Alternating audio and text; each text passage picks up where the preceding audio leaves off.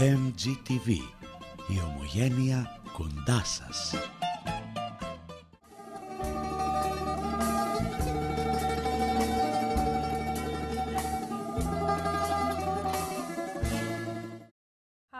Crystal Budis. I'm the CEO of Philo4Thought.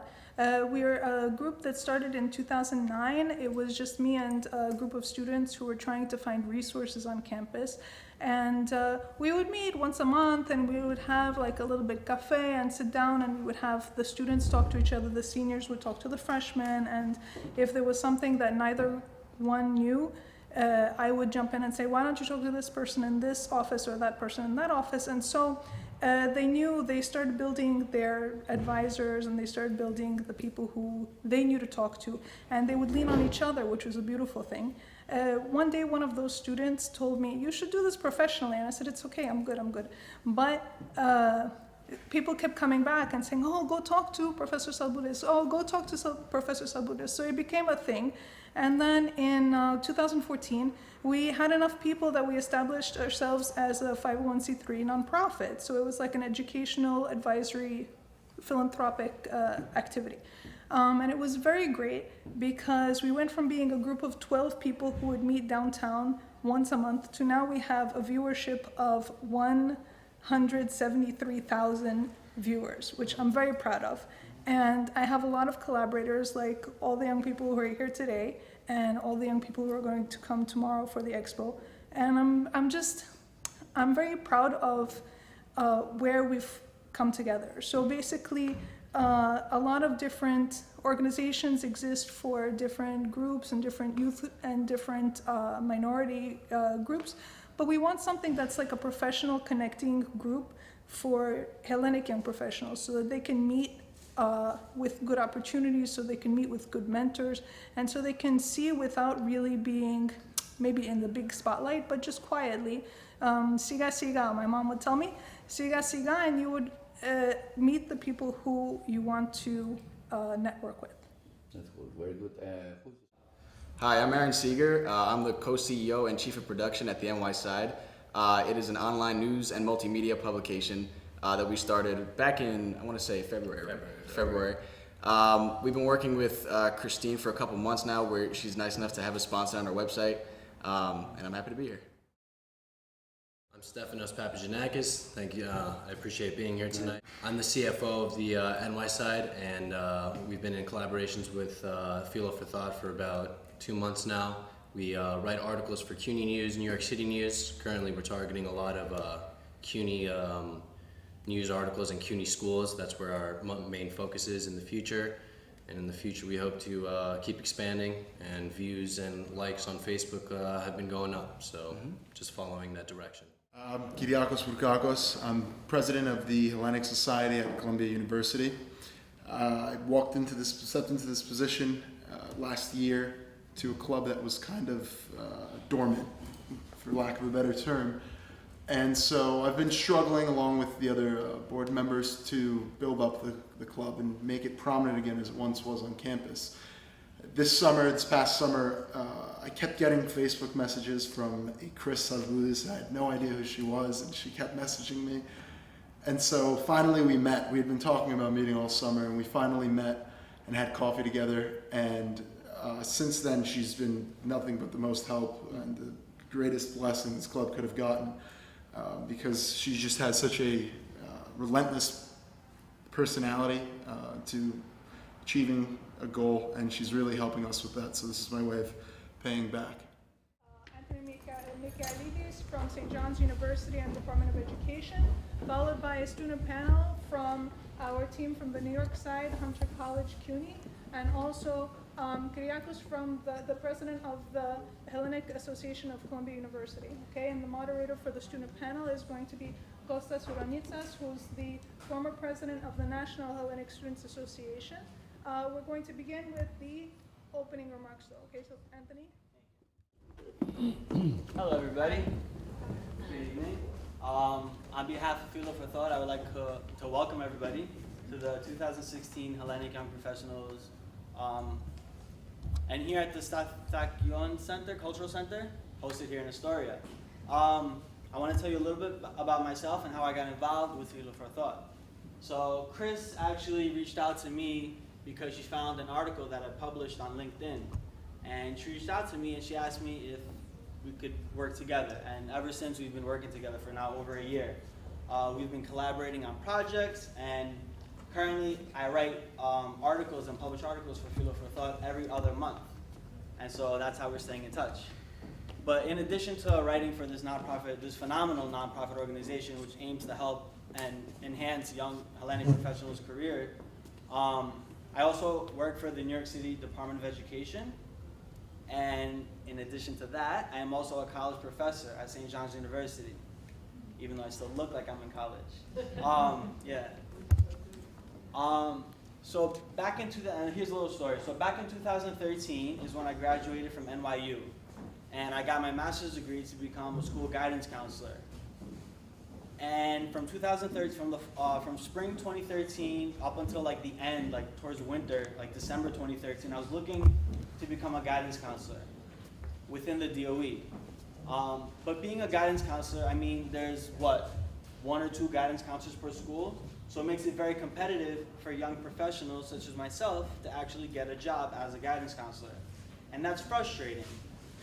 So I bought a one-way ticket to California. I just left. And then I actually found a job in California, not as a guidance counselor, but in education. I was working in a school, and at night I was working in the nightclubs in Hollywood, California as well. I was loving my life in California until I sustained a highly severe and a very traumatic accident. And it's funny because it's not really funny, but looking back in retrospect, it kind of is, because I believe everything happens for a reason. And if it wasn't meant to be, it wouldn't happen.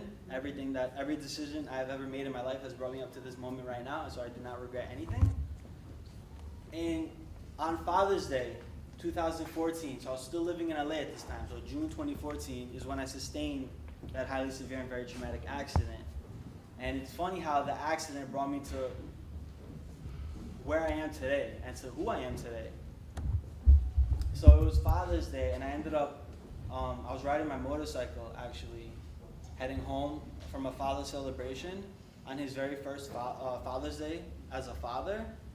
And my roommate called me and she goes, "Anthony, you coming home tonight? Game of Thrones season finale." I said, "Obviously, like I love Game of Thrones. I read the books and everything." Needless to say, I never made it home that night. I ended up losing control of my motorcycle and ended up falling off the highway, literally like over the barrier, onto Atlantic Boulevard in Maywood, California. That fall was about 55 feet. Vertical fall, my bike stayed up on top of the highway. I was in a coma on Atlantic Boulevard, being hospitalized for 2 months. Upon evaluation of all of my injuries, doctors actually gave me a less than 5% chance of survival.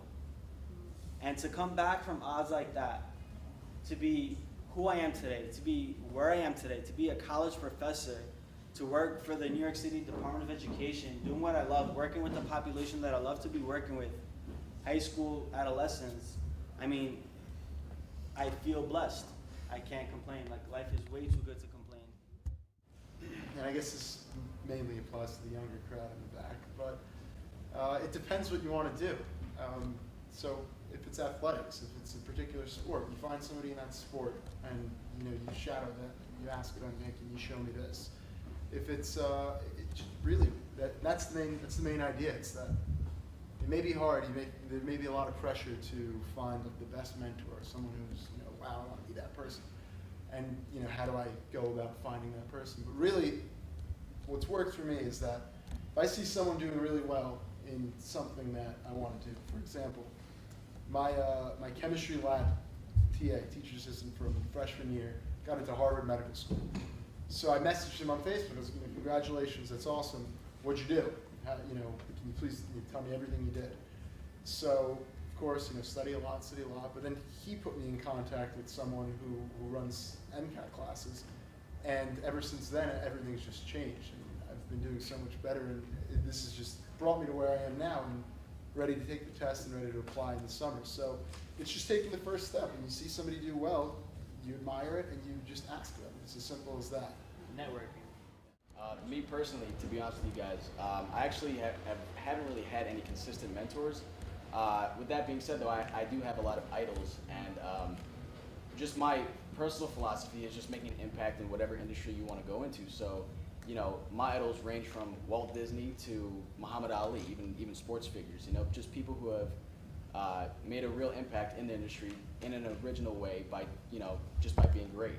And you know, even if you don't have any mentors like myself, it's always good to look to other people who are more successful and to, you know, to strive to be like them and to watch what they do and how, you know, how they conduct themselves.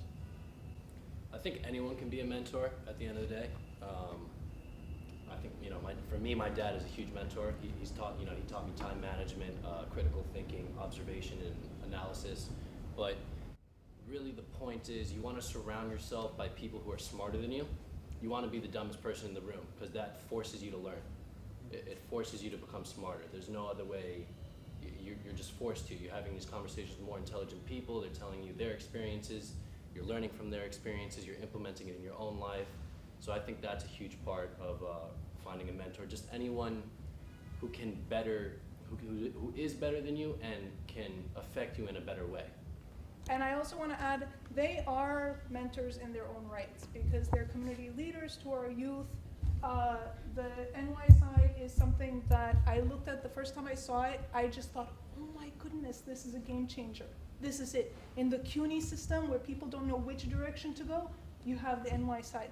I encourage everyone to go to thenyside.com and look at the website. There's a lot of cutting edge information that you can find there, a lot of stories that they're building up. The team is phenomenal. I love these young people looking at the energy, and I always talk about the energy that I see when I meet with them. It's amazing. Yeah, the words aren't enough.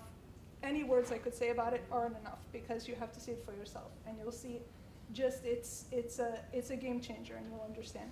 The world is so vast right now, and yet we're so small, all because of the internet, all because of social media, okay? And it's something that we have to really, now is the time to look at the people who are the present leaders and think of yourselves as, this is your responsibility as the future leaders, okay?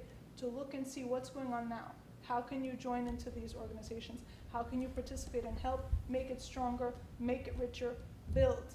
Okay, not just for your own personal gain, but also to improve our culture, improve our society. Don't do it for the money, okay? Do it for just the satisfaction of building on yourself, improving yourself, okay? So thank you so much, you guys. Thank you.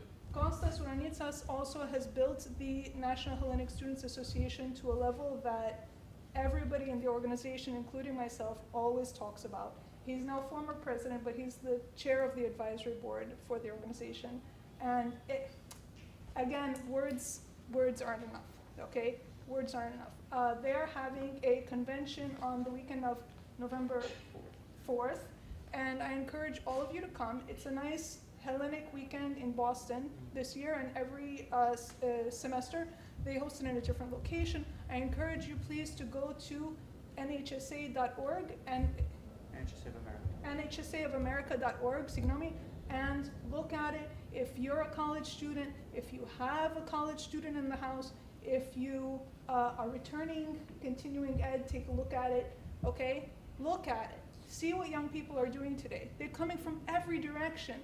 Volunteers, okay? They're not doing this because there's something in it for them. They're doing it because they want professional parea.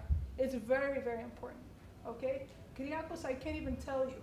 He looked at the campus and saw where is the Hellenic Society, and he's building it with his own two hands, okay? He's rebuilding it from nothing, okay? We had a good team a couple of years ago, and then it died, and the old lady can't open a students' association, so we have to wait. Where are the Greek kids? Eva, where are the Greek kids? So here we are, okay? So I'm very, very proud to be a member of the Columbia Hellenic Association, the National Hellenic Students Association, and also to be a subscriber to the NY side. And of course, Anthony Anthony is my poster child because he has overcome a difficulty that almost no one bounces back from, and literally has built his dream with his own two hands and is living it. He's also like a mentor to hundreds of students at St. John's right now, and as his boss, a good friend of mine, said, I need to drink coffee just to keep up with him. It's amazing.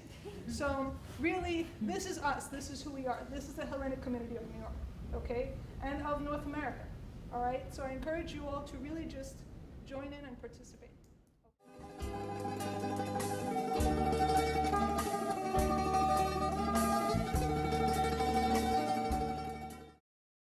Hi, this is Crystal Budis, CEO and founder of Philo4Thought, Hellenic Mentoring Initiative.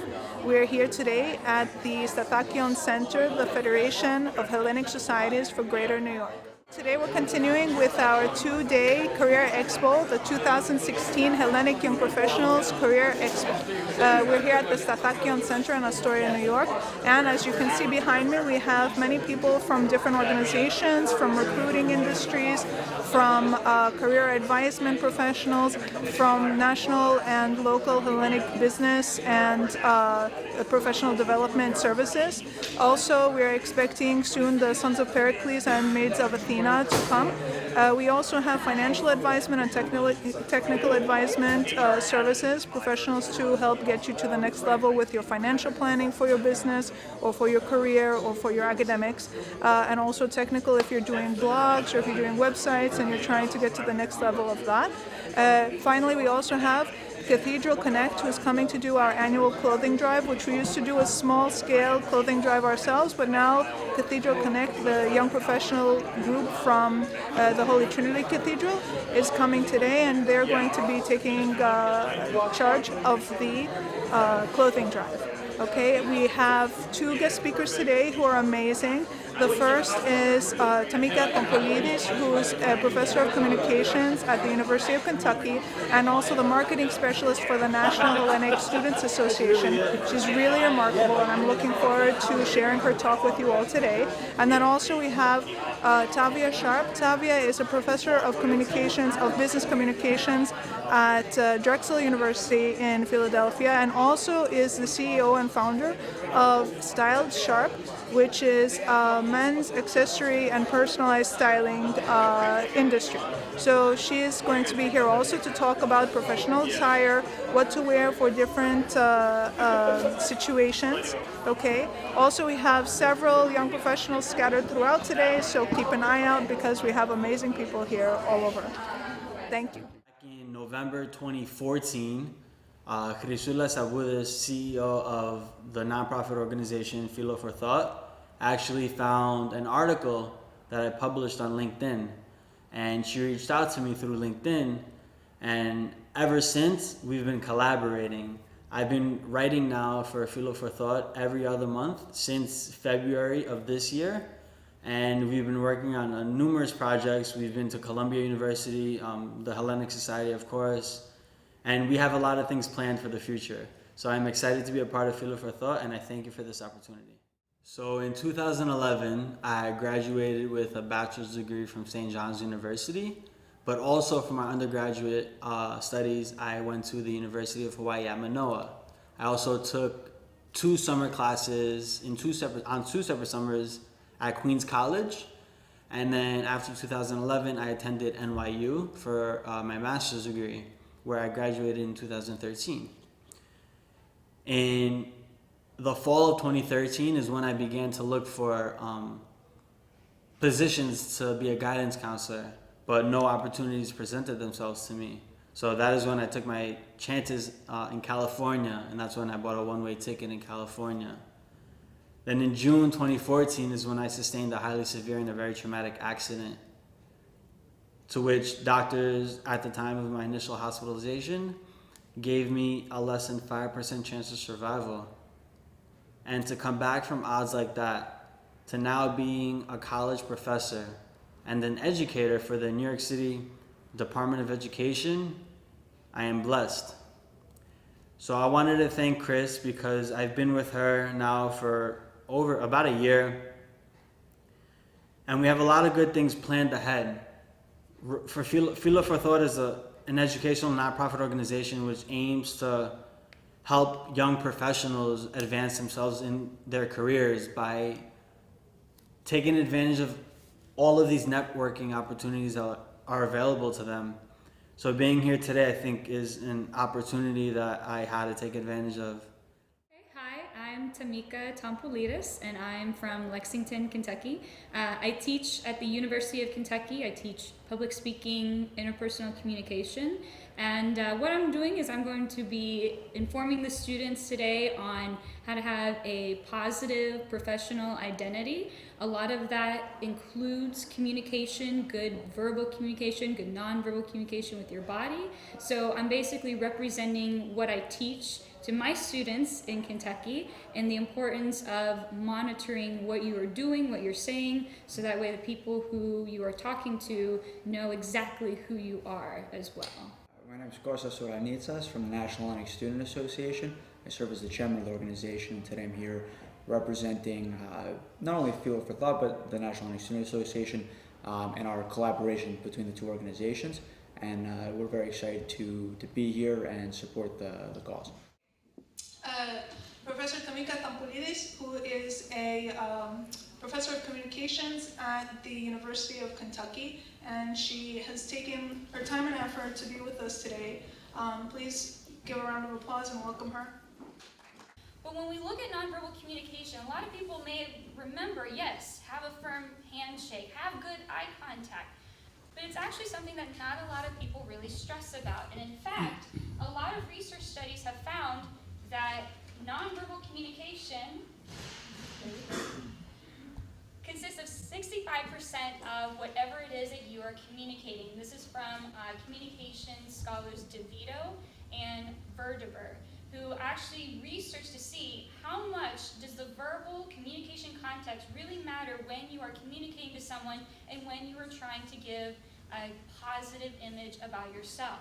So a few of the ones that I really want to focus on are, like I said, facial expressions. We all know that you have to have, what? Good eye contact, right? But sometimes we debate, well, how much is too much? I don't want to be staring at someone in an interview and hoping that they don't think that I'm verbally and non-verbally. They found that those who actually did the power pose, that did smile and did kind of practice these happy, these high-powering gestures, were more likely to get those jobs than those that were sitting down, slouching on their phones, crossing their legs, crossing their arms, because that brought their self-confidence a little bit down. Our next speaker is a combination of CEO and also faculty. Tavia Sharp is the founder and CEO of Style Sharp, which basically is personal styling for men and women. It's a very, very nice company. I actually met Tavia at events in New York. I'm not sure how many people are aware of the company. Eventsy, which hosts different professional networking events in New York. Okay, so Tavia and I were talking a little bit about style, etc. She came and spoke at our Expo event last year, which really had an impact on the young people who were there, and so we invited her to come speak again. Since last year, she has become a professor of business communication at Drexel University in Philadelphia. And so she also is taking her time and effort to come today and volunteer to speak to the group. Combination that worked for him as well. But now, you know, he's able to present in front of Fortune 500 companies. And he doesn't get that comment anymore. Look up the company that you're going to the interview for, and you want to make sure what is their company culture. So, because if it's, you know, more casual, then you kind of want to dress more casual, but obviously still look professional, right? So here's just a few examples of appropriate looks that would be great for an interview.